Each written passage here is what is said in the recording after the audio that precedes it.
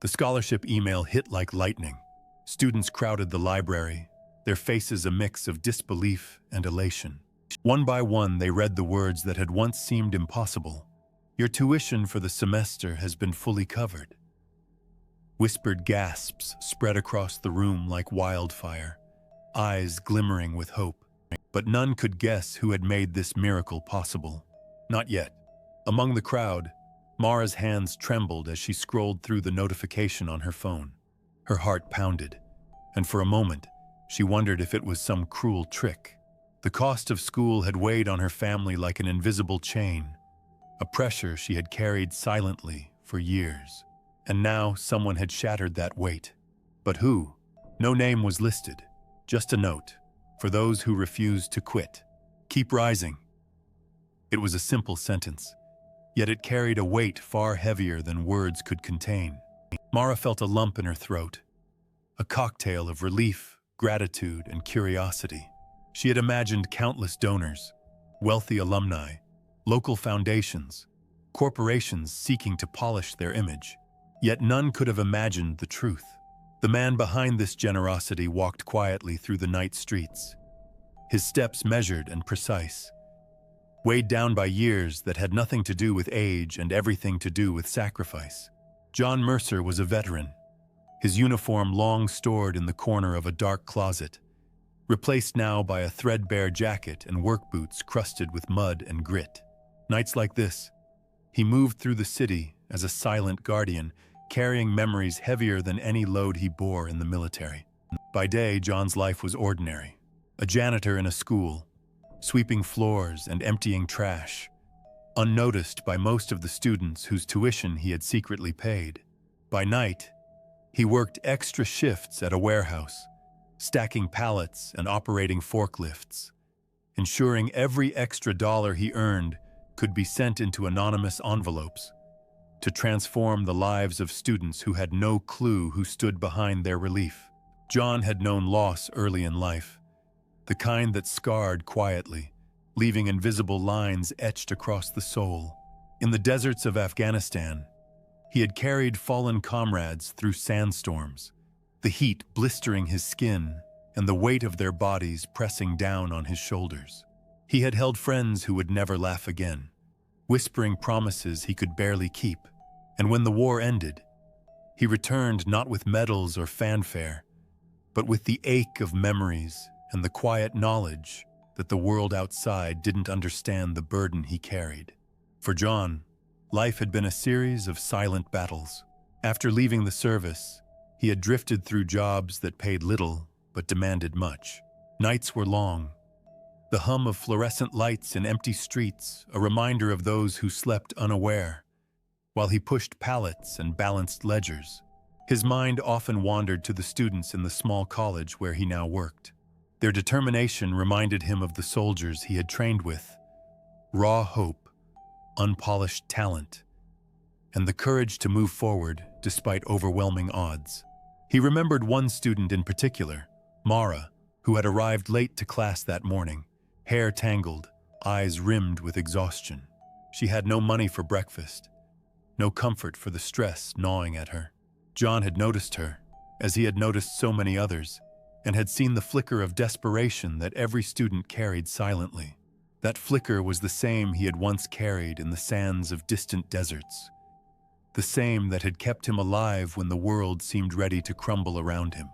But no one at the school knew John's story. To them, he was just another staff member, polite but invisible. They passed him in the hallways without a glance.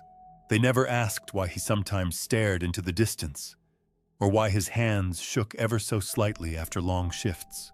They didn't know that behind those tired eyes lay years of pain, courage, and quiet heroism.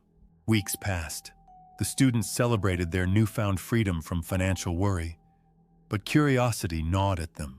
Who had made this possible? There were no notes, no calls, no public acknowledgments. Only the promise, keep rising. Rumors began to swirl. Some speculated it was a wealthy tech mogul. Others whispered about anonymous foundations.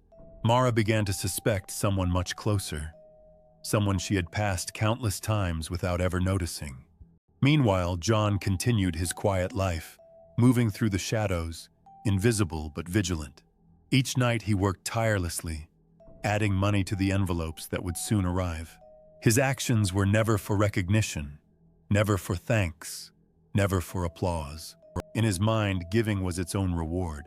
A hero was not defined by medals, but by the lives he lifted silently, often unnoticed. The tension built quietly, like a storm gathering on the horizon. Students began to speak about the injustice of the system. Tuition costs, predatory loans, and policies that seemed to punish ambition while rewarding complacency. Mara's friends argued heatedly at lunch tables, the air thick with frustration and resentment. "Why should anyone have to struggle like this?" one student asked. "Why do people with money get to decide who succeeds and who fails?" And yet, the silent donor persisted. Each envelope, each payment, arrived with no explanation. Mara started noticing small details: envelopes slipped under doors, checks mailed with nondescript stamps, messages of encouragement written in careful, simple handwriting. Something about the handwriting felt familiar, comforting, almost human in its care. She began piecing together the pattern, following it quietly like a trail of breadcrumbs. The public remained unaware of the man who carried the burden alone. The janitor was still the janitor, the warehouse worker still stacking boxes. Yet his impact reverberated through every classroom, every study session, every late-night lecture. Slowly, Mara and a few observant friends began to uncover the truth. Whispers turned to cautious investigation. They discovered the warehouse shifts, the small paychecks, the nights spent in silent labor, and they began to understand the depth of sacrifice. John's story unfolded quietly, a tapestry woven from invisible threads of courage and generosity. His military past was no longer just memories. It was the backbone of a morality he lived by every day. A hero is not measured by medals, he once thought, but by the lives he lifts when no one is watching. The revelation came unexpectedly. Mara found a ledger tucked into a forgotten cabinet in the janitor's office. Each entry recorded donations, shifts, calculations of how every dollar could change a life. Names of students, dates, amounts, all carefully documented. The handwriting matched the envelopes. The shock was immediate, almost overwhelming. The hero who had paid her tuition, who had lifted so many, was not a stranger, not a faceless philanthropist, but someone who had walked the same halls she had, who had never asked for recognition.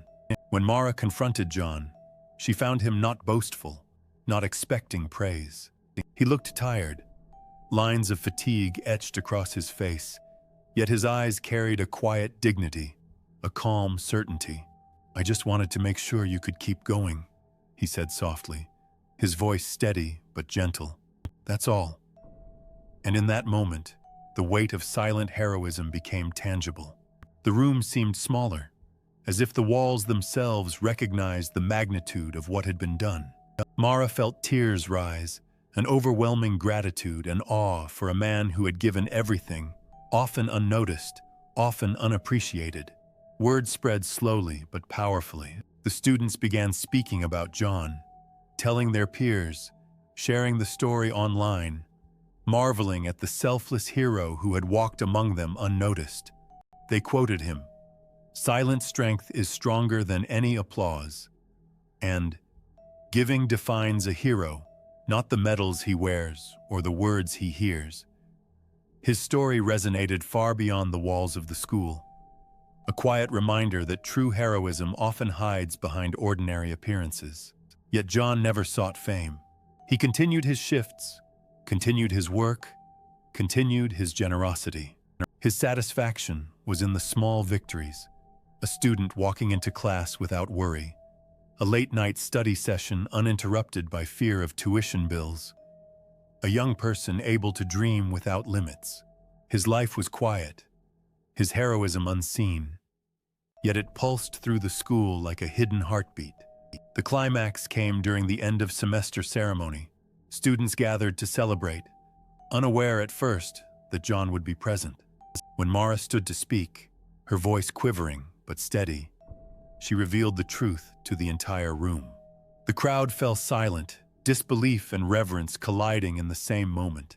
There he stood, the janitor, the warehouse worker, the veteran who had carried so much, yet expected nothing in return. The auditorium erupted, not in noise but in silent respect. Students rose to their feet, applause growing organically, a wave of gratitude washing over him. Tears glistened in eyes across the room. Parents, faculty, and staff joined, moved by a hero who had lived quietly among them, teaching a lesson that would echo for generations, that the measure of a person is in their actions, in their sacrifices, in the unseen impact they leave behind. Mara approached him once more, offering her thanks. John shook his head gently, a small smile on his lips.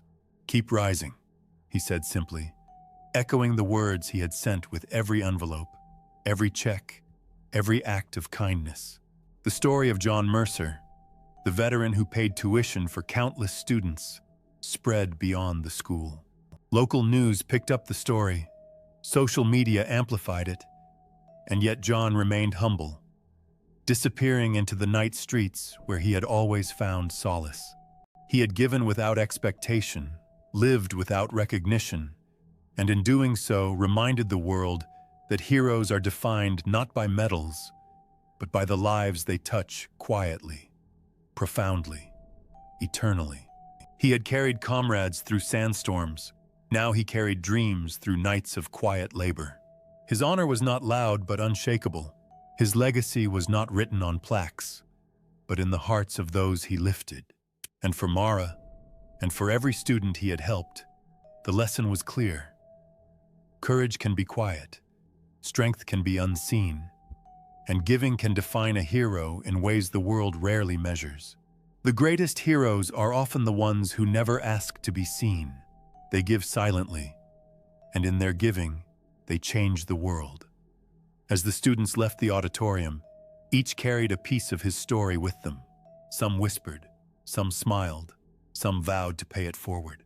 And John, stepping out into the night, felt a quiet pride, the satisfaction of a mission fulfilled.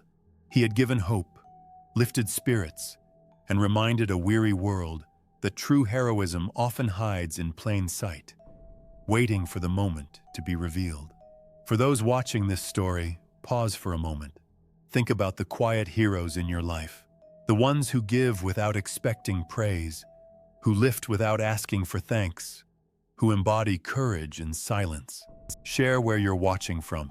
Comment on a hero who has touched your life, and subscribe to honor those who give silently yet profoundly to the world.